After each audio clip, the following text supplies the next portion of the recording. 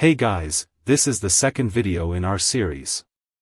In this video, we are going to learn about chief complaint or presenting complaint. You can find notes for this lecture in the description box. So, presenting complaint, as the name suggests, is the symptom or a group of symptoms that have been bothering the person, which made them decide to visit the physician. Now, the way to write or present this in front of the examiner or attending has certain rules that must be followed. Rule 1. Always record the complaint in the patient's own words. If he says he can't eat, then you should not write, "Patient is experiencing dysphagia," rather you should write, "Patient is unable to eat." Some common mistakes students make are writing, hematuria, instead of blood in urine, and writing, acute gastroenteritis, instead of loose motions.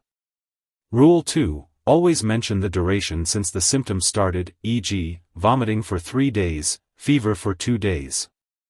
Rule 3. The earliest complaint should be recorded first.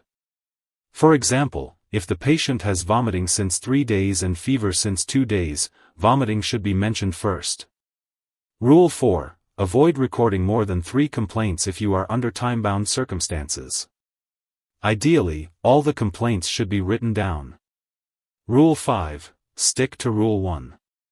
It is the most important part and many students make mistakes there, and the examiner won't be forgiving if you mess up there.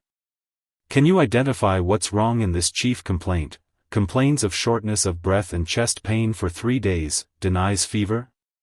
Comment down your answer. In the next video, we are going to learn about history of presenting illness, which is probably the most important part in this video series. Don't forget to hit that like and subscribe button.